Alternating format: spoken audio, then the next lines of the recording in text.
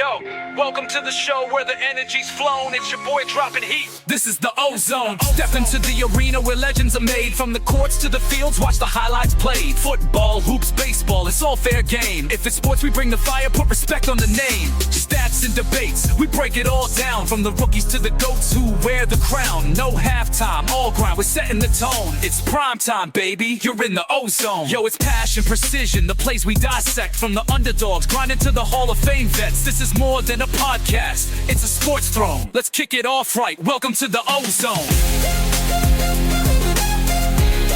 You have entered the ozone with Omar and Dave. Let's go, baby. We are here. And you guys have officially entered the ozone. You already know it's your boy Omar here with super producer Dave himself in the building, live in the suite.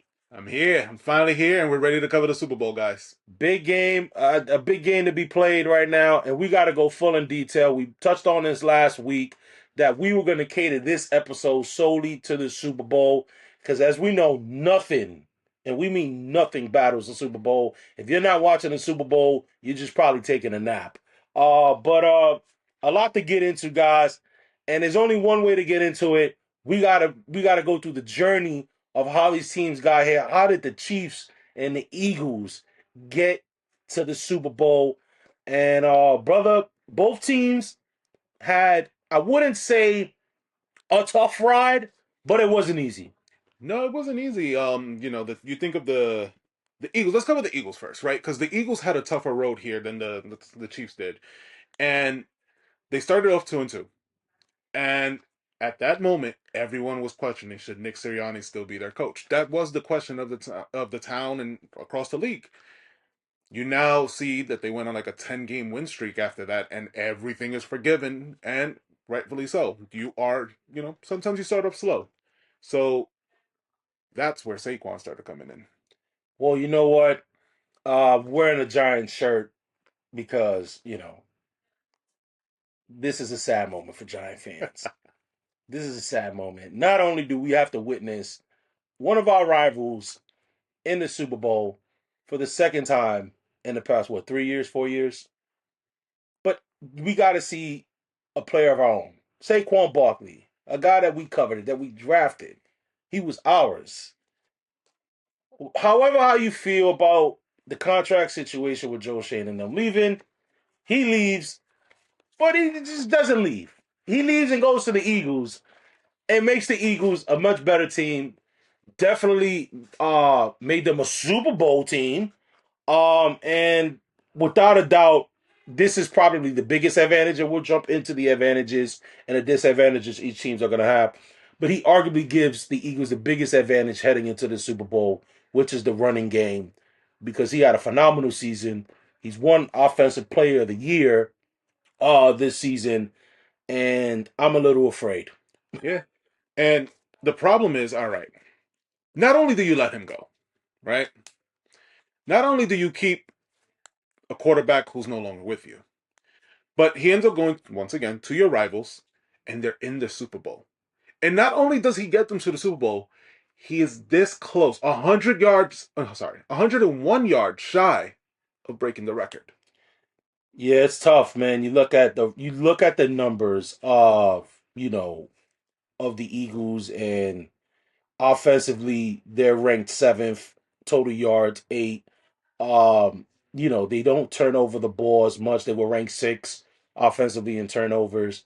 Fumbles lost, they were ranked 17. So, right now, like the passing yards, the passing game, it's a little questionable with Jalen Hurts. You knew the struggles early in the season with A.J. Brown, complaining that he wasn't getting the ball much and that sort of thing, and you didn't know whether they were going to be getting along or whatever. But the rushing, man, you look at the attempts, 1, yards, 2nd, touchdown, 2nd, yards average, 5th. And this is amongst the rankings of the whole entire NFL. This is definitely going into this game going to be relying on a running game, brother. And the problem is 2,005 yards is what Saquon rushed for. Some teams don't even get that as a collective between all their running backs and sometimes quarterback. So the fact is that, yes, while the passing was down this year, you make up for that with another part of your game. And when you get into the playoffs, a rushing game is crucial.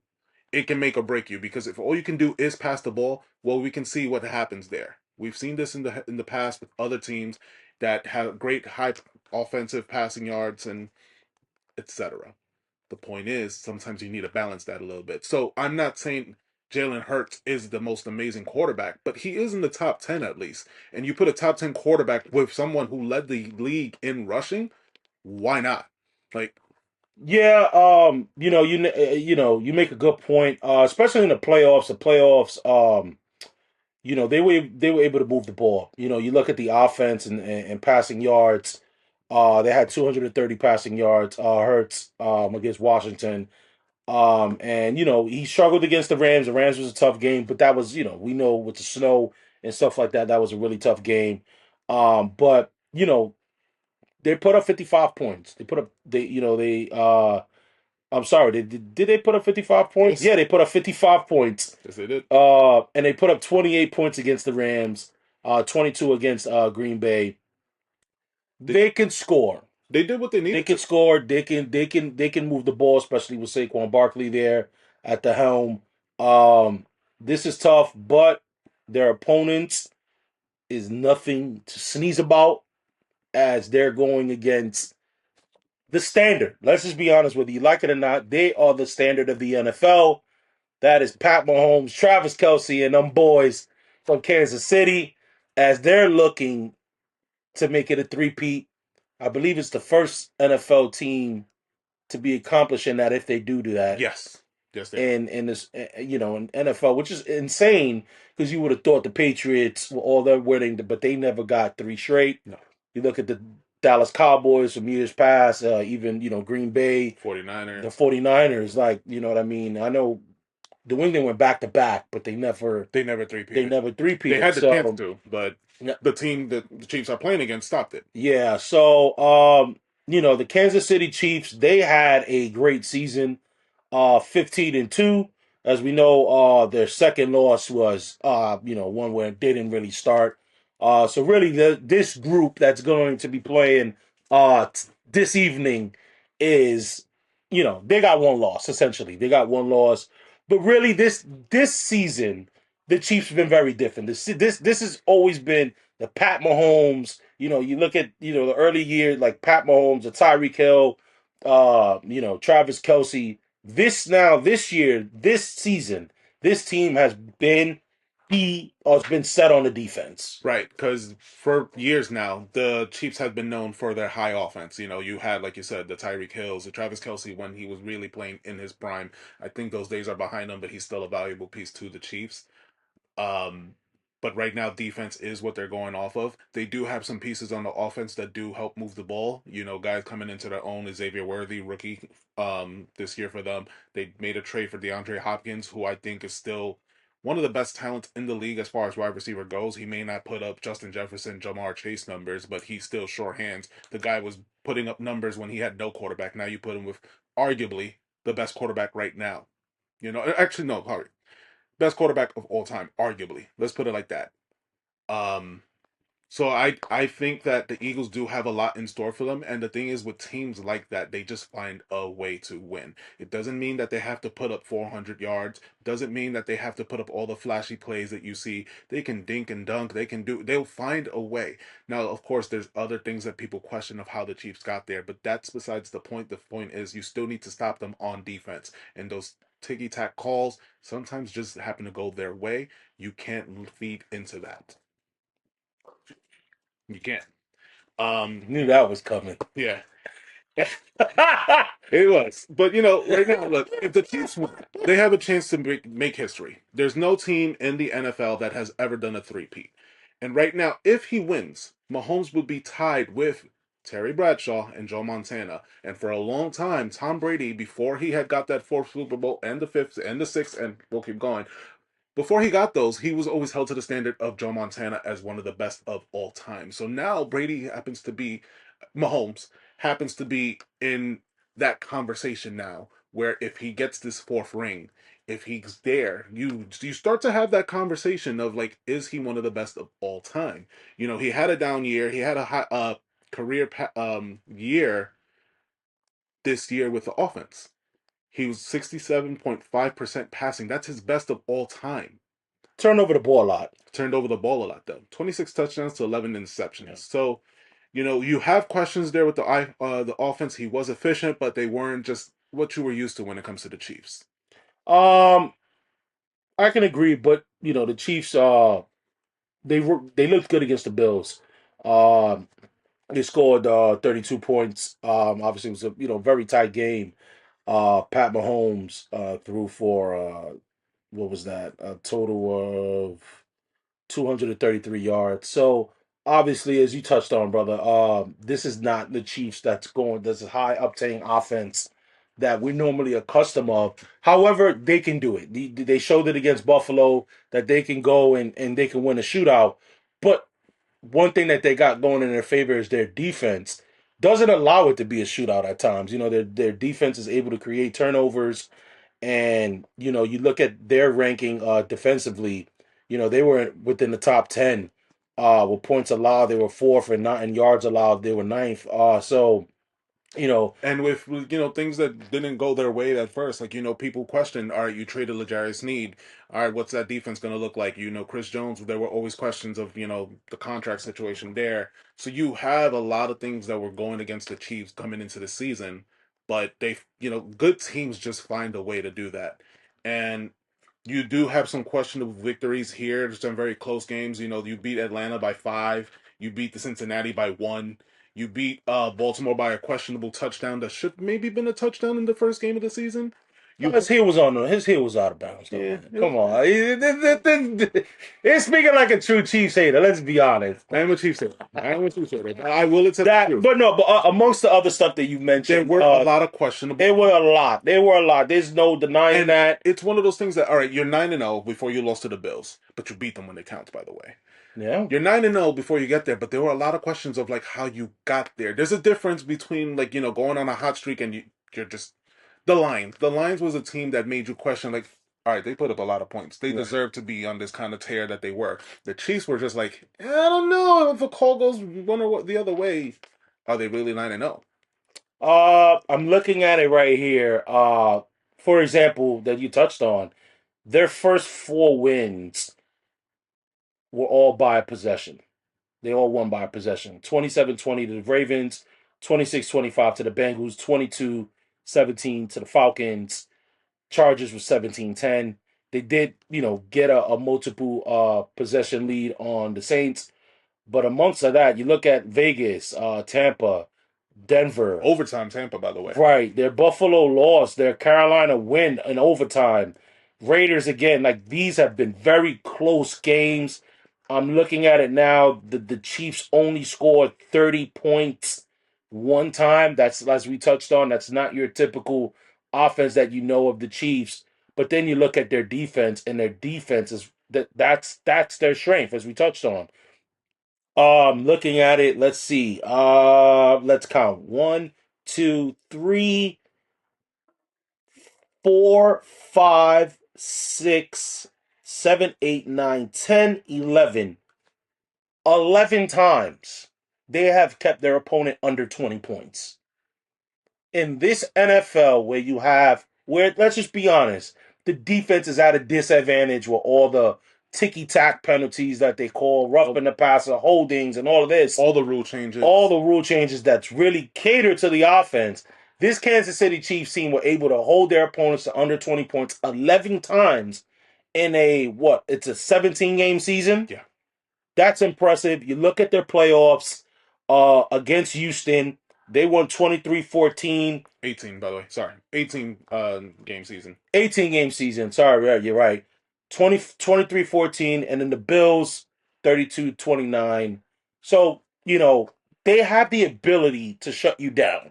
Now, I don't think that's what we're going to get in this matchup. But let's talk about it, because we've already discussed how the Chiefs and the Eagles got here. Let's talk about this matchup now. We're going to talk about the Super Bowl in general. We're going to cover everything. We got the Eagles, and now we have the Chiefs. Rankings against each other, they're very close. They're just very close. Both teams are heading in with some players being questionable, but I do think they're going to play. You look at the numbers, that we touched on. They're very identical. But brother, what kind of game you think we're getting tonight? The game that we're getting is, I don't know what game we're getting. I'm just going to be completely honest. I don't know what game we're getting, but it is a lot determined on how these defense show up. The Eagles did have a great defense this year. A lot of players coming into their own. Their rookie Cooper DeJean is one of those stars that you're just hearing about, and hopefully a name to hear for years from them. So it's more so of what does the defense allow to happen. That from there will tell you, is it going to be a gritty game? Is it going to be a very low scoring where we probably are under 20 points? I don't know if we see that. If we end up seeing touchdowns in that first quarter, does that determine how the adjustments are made? So I'm not sure what kind of game we're getting. If you had to ask me, if you had to put, you had to give me an option, I'm going to say we're going to get a score of somewhere around 30-27. 30-20. I think, and it's interesting that you say that because I was just going to touch on. We went over the stats. Um, if you're the Chiefs, and I'm not underestimating Pat Mahomes at all, but if you're the Chiefs, I think you want it. You definitely want it low, low scored. You don't want uh the Eagles dictating the pace with the running game.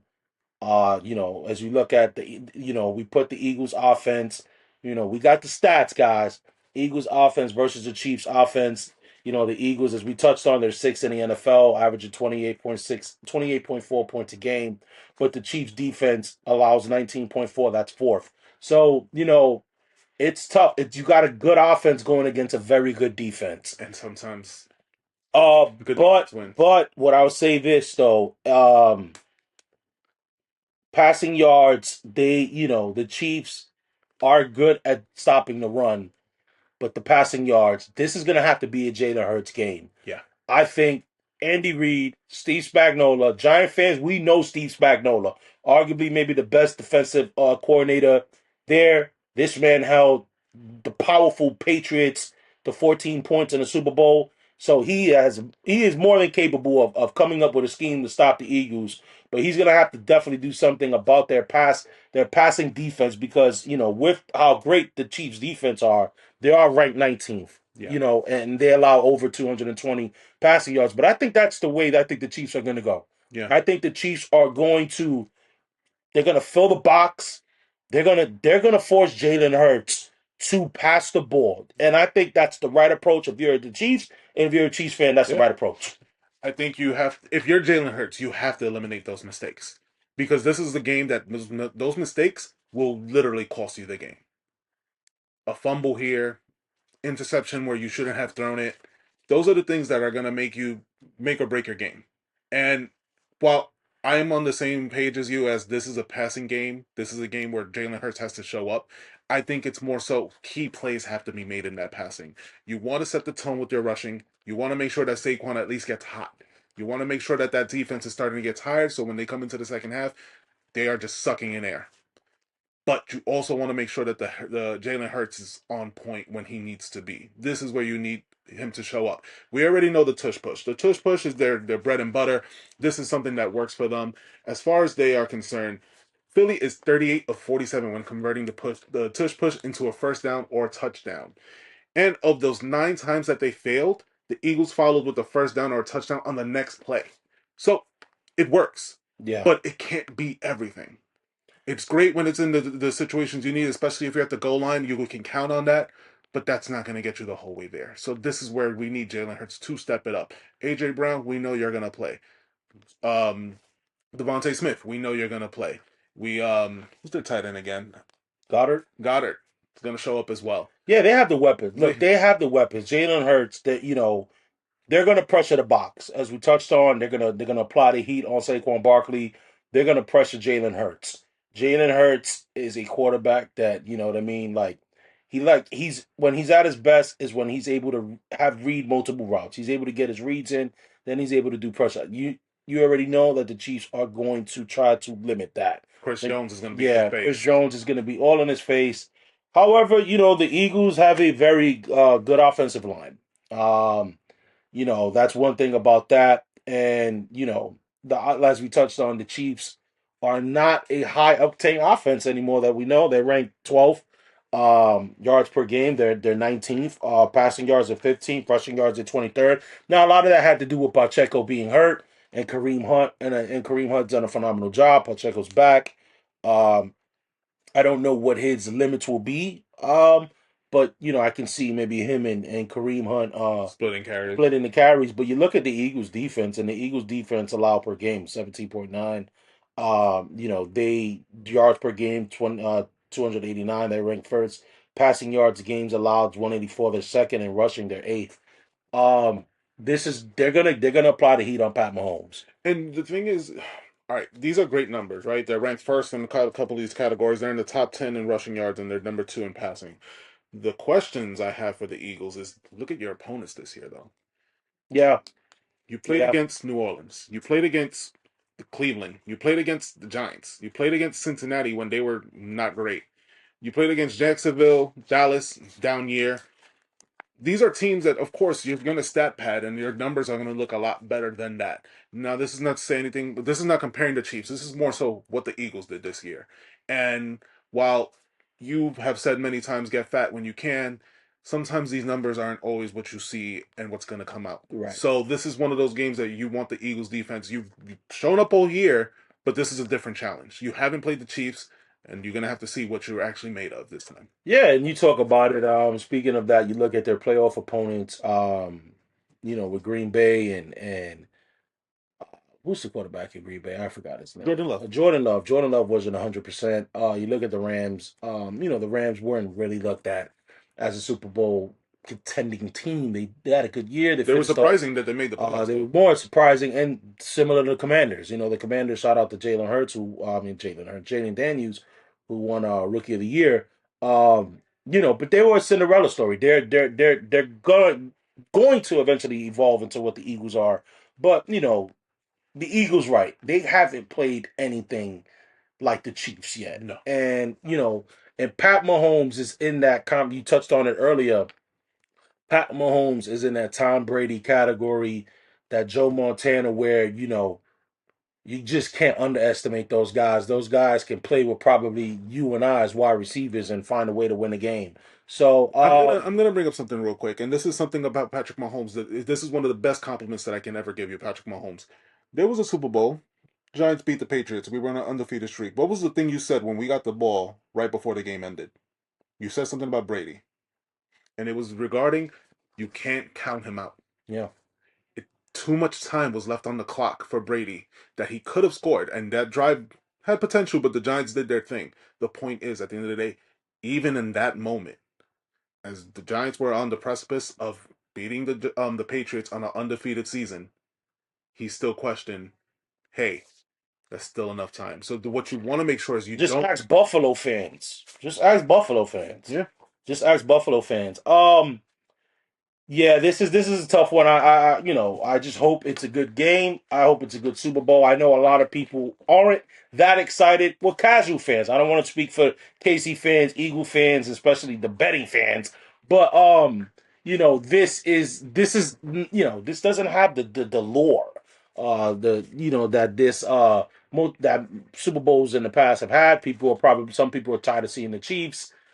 Some people wanted teams that arguably that haven't made it in a while, like Washington, like the Bills, like Detroit. We don't get that. This is the same Super Bowl that we got 2 years ago. And speaking of that, I wanted to get into now the ratings and the viewership of what the Super Bowl is. Last year, 123.7 million people watched last year's Super Bowl. And then the very first KC Eagles Super Bowl had 115. I'm gonna be honest, bro. I think they do slightly lower than their first one. I think they do slightly lower than their first one. Um, they did 115, the first one, the first Eagles Chiefs. I think they go slightly lower than that. Yeah, I have no room to argue that. I don't think they hit 123. I really Yeah, they don't. They definitely. I definitely don't think they hit last year's number. no. Yeah, I don't. I don't because you know. I also think the halftime show is not. It's not catered to. A wider audience. How about that? Yeah, let's put it like that. Kendrick Lamar has was announced several months back that he is doing a halftime show. Then it was announced a couple weeks ago that he's going to be doing it with SZA. That was I was very it's a head scratcher for me, and it has nothing to do with the whole Dre Kendrick Lamar thing, but it's more because Kendrick Lamar would be considered woke, and I just didn't think that the NFL would go that route. But Jay Z I think, is who's in charge of the halftime thing and just the entertainment part of the NFL. I just think, when I think of halftime show, I'm thinking of somebody that can put on a full fledged performance, like a Beyonce, like last year with Usher, something that caters more towards the fan that's not not on the X's and O's of the game, but something more of like, hey, I'm at a Super Bowl watch party. I'm here to see Usher or I'm here to see Beyonce. You're, I don't think this halftime show nailed that. you're trying to grab those people who are just like, hey, the Grammys are on, let me watch. You're trying to grab those people, and the Super Bowl happens to be that thing. It is that polarizing thing that everyone just happens to have some kind of plans on the Super Bowl. Whether they are into football or not, they just happen to be going to a Super Bowl party. This is the thing that they want to watch. So I do agree with you why this decision was made. I understand it just because of the year that Kendrick Lamar had. Kendrick Lamar just won the Grammys, I believe, for song record of the year, multiple First Grammys. diss song to get record of the year at that too. So he's coming off a great year, and you do question the wokeness of it because at the end of the day, yes, there. I hate the word woke, and I'm going to clarify that. I really do. But I understand where someone may say that because at the end of the day, Kendrick is not appealing to everyone. He is very, very pro-black. He is very, very about his people. He is very, very about speaking about those struggles out loud. And this is where you may lose some audience because they don't want to hear that. There's is a difference when you have Usher, where everyone loves. You have Beyonce, everyone loves. Weekend, Bruno Mars, Shakira, J Lo. Like those are audience. Those are people that you can hear on the mainstream radio. And don't get me wrong, Not Like Us is going to be played maybe 2 times during the Super Bowl. But that is not that. Like besides that song, how many songs can you really say that appeals to the wider audience? I still think it's going to be an amazing performance. I think that the production's going to be great. I'm just more so if numbers is because we're on the topic of numbers. I don't know how much that's going to reflect. Yeah, Like I can see people tuning out, and obviously the TV maybe stays on, but I can hear the discourse on socials, and people just they weren't too into it. And at the end of the day, that's fine. That's fine because at the end of the day, this once again, this is for a different audience than the Super Bowl halftime has always been for, and those people I'm sure will love it. yeah. So it's funny that we're mentioning the Super Bowl halftime show. Uh, I want to just say something. I didn't have this on the script, but a fun fact of the origin of the Super Bowl halftime show was that there was a very popular show that the culture may know, and that was called In Living Color. That was created by Keenan Ivory Wayans. Obviously, we know the Wayne brothers and everything. And they ran a episode during the halftime of the Super Bowl 26 between the Washington Redskins at the time and the Buffalo Bills. And millions, and I mean millions of people switched their TVs from the Super Bowl to watch that episode of In Living Color. And I think the following year, the NFL got Michael Jackson to do the halftime show. So that's the origin of the Super Bowl halftime show for those that may have not known. But like every episode,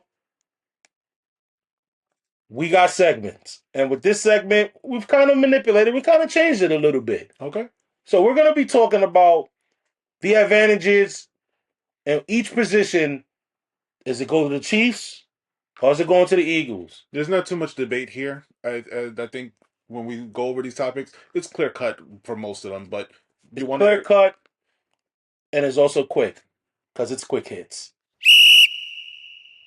All right, y'all. So you already know with quick hits, the hits come so quick, you ain't seeing it coming. And like I said, with quick hits, we are covering the positions and who has the advantage. So let's talk about it. Let's start off first at the quarterback position. We got Jalen Hurts. We got Pat Mahomes. Who you rolling with, brother? Brother, there's no question. We're going with Patrick Mahomes in this category. The guy's already done so much at a young age, at 29, and he has the potential to just do so much more. Jalen Hurts, you're a great quarterback. I do consider you a top 10. I personally do not consider you the favorite out of this category. For running backs, we got Saquon Barkley versus Pacheco and Hunt. And even with the two, Omar, what are your thoughts? First of all, I should have read that question. If you guys notice, we go back and forth with it. I didn't think that one. I should have started first at the running back because this is done on purpose. So I have to pick Saquon Barkley. Next. All right, the wide receiver core. You have the Eagles with their wide receiver core with Devontae Smith, AJ Brown, and then you have with the Chiefs, you have some veterans. You have Hopkins, Hollywood Brown, Xavier Worthy. Who you rolling with? Who has the advantage when it comes to the receivers? I think when you go with advantage, you're gonna go with the Eagles. We have Devontae Adams. We have Devontae Smith and AJ Brown. So look, DeAndre Hopkins, you're great. And if had this been 5 years ago, I would have already gave the Chiefs the advantage. But at the end of the day, the Eagles just have a better core at this time. The next category for tight ends, we have Who is the tight? Well, you know what? That'll just tell you right now. You don't even have to say I'm giving the advantage to the Eagles. I'm giving the advantage to the Eagles. I'm giving Dallas Goddard. Travis Kelce. We're leaving this. We are not editing this. No. We are leaving this. This is why I'm frustrated with myself. This is really why I'm frustrated with myself, guys. This. For fantasy, because I play fantasy every year in and year out. I draft Dallas Goddard. This happens to be his best season, but every year I struggle with picking up Dallas Goddard, and he does nothing for me. The one year that he goes great, I happen to forget his name. Dallas Goddard. The problem is I was thinking of Kelsey's backup. Because I'm like, Watson? Not Watson. Yeah. So, all right, let's just go with the star tight ends on this team. The star tight ends on each team will happen to be Dallas Goddard and Travis Kelce, brother. Holy cow. Oh, man, we botched this one heavy. Honestly, I would say this. This is what we get for saying we were on a roll. Yeah, this... I gotta go. I just said Dallas Goddard, but I totally forgot Travis Kelce's there. And you know why? Because this has not been a Travis Kelce-like season. No. To be fair, Travis Kelce, he's the safety net for Pat Mahomes. He's no longer like, that Gronk level threat that he was in his years. But Travis Kelce, when it counts, he's there. I think Travis Kelce. Yeah, when it counts, he's there. I'm going Kelce. I'm going Chiefs on the tight end advantage. There's going to be a play. Kelce gets it, touchdown. Kelce gets a touchdown, and we're going to pan over to Taylor Swift. Count on it. All right, we got it. This quick hits is not so quick. Guys, with the offensive line, no one knows the lineman. If you know the lineman, then you're great. But you got to look at it as a collective unit. Who do you like? Chiefs, who do you think have the advantage with the offensive line, brother? I think with the lines, I'm going to go with the Eagles. They did have to replace Jason Kelce this year, and the replacement, I can't name his name off the top of my head, but I know he's had a great season. They even had a backup in last week, and he was doing great for them while he was out. So, yeah. I'm going offensive line. I'm going the offensive line because, at the end of the day, as phenomenal Saquon Barkley has been, hey, you need some big boys to create those spaces for him. They've been able to do that. They've been able to protect Jalen Hurts a lot better than the Kansas City Chiefs line has been able to do with Pat Mahomes. So I'm giving the advantage to the O-line. And the tush push doesn't work without that line. It doesn't. Defensive line, their core, there's some big names that headline that. Who do you think has the advantage between the Chiefs and the Eagles as far as the defensive line? Chiefs. Yeah. Chris Jones. Enough said. Secondary. Where are we leaning, bro? The secondary, I'm going to be honest, I got to give it to the Eagles. They got some big boys there. The Chiefs allow that's if there's any weakness as far as their defense is their secondary.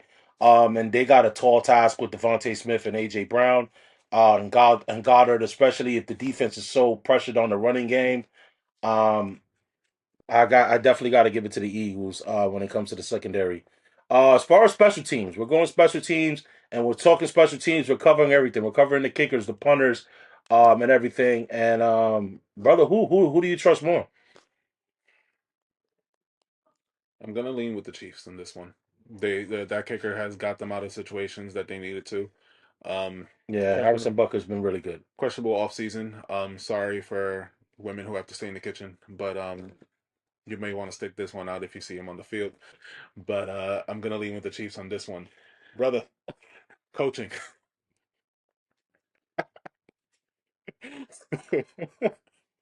We're leaving this. We're not taking this out.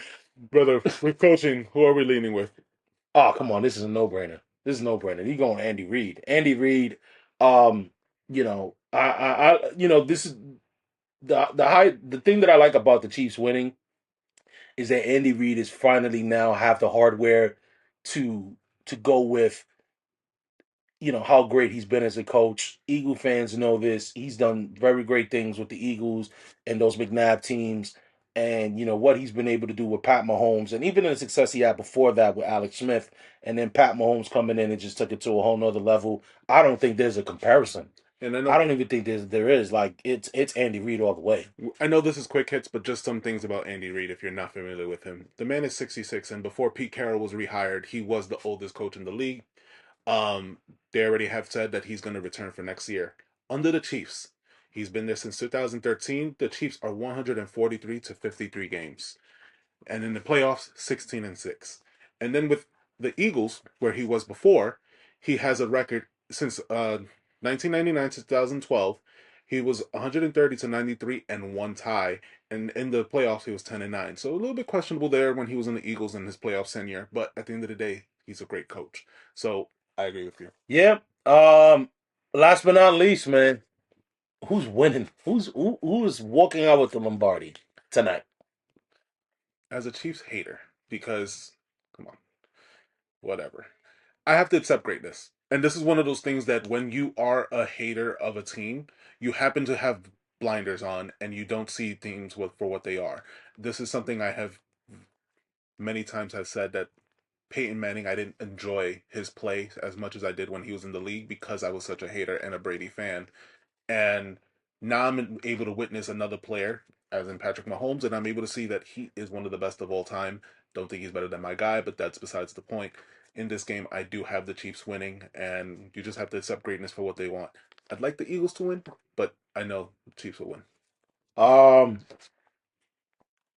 I gotta go with the Chiefs, and it's not has anything to do with hate. Um, for the Eagles, to me, it just comes to the point where you're gonna have to pick between Jalen Hurts and Pat Mahomes. It's gonna go down to that, and I just trust Pat Mahomes more. I think this Chiefs defense is so skilled. Their readiness and how they prepare for the game is second to none. And I trust Steve Spagnuolo. I've seen enough from Steve Spagnuolo, the defensive coordinator, that he's gonna find ways to limit, not shut down, limit Saquon, and really apply pressure to Jalen Hurts. So I'm gonna go with the Chiefs, making history and making it a three-peat. But guys, as you know, every week we cannot end a episode without sharing you guys the highlight of the week. He's on fire! All right, guys, with this episode, this has been a special episode, so we got special highlights of the week, and we're gonna do a little different one. We're gonna do a little different as the highlight of the week, we're gonna cover the best highlight of the season for both the Philadelphia Eagles and the Kansas City Chiefs. And let's just start off with the Eagles. And I think that one is a no-brainer. It's Saquon Barkley. Saquon Barkley against the Jacksonville Jaguars. We all know the spinneroonie. He's ducking and diving. But then it's the behind the back. I don't even know how would you say it. Behind the back hurdle. Bro, I have never seen anything like that before.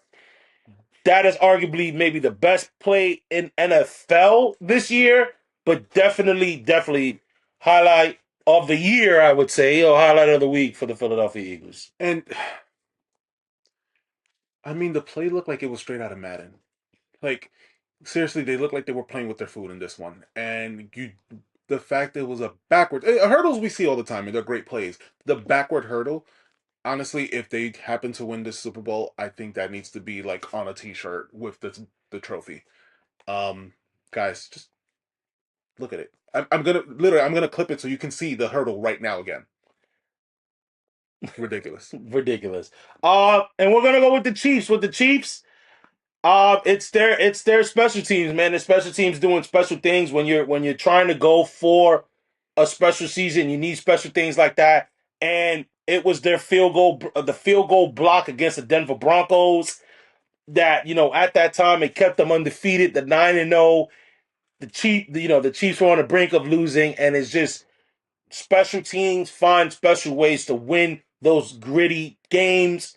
That was just that was just, even although that happened in week 9, that was just their season in a nutshell of special things that they're doing. That's the highlight of the year / week for the Kansas City Chiefs.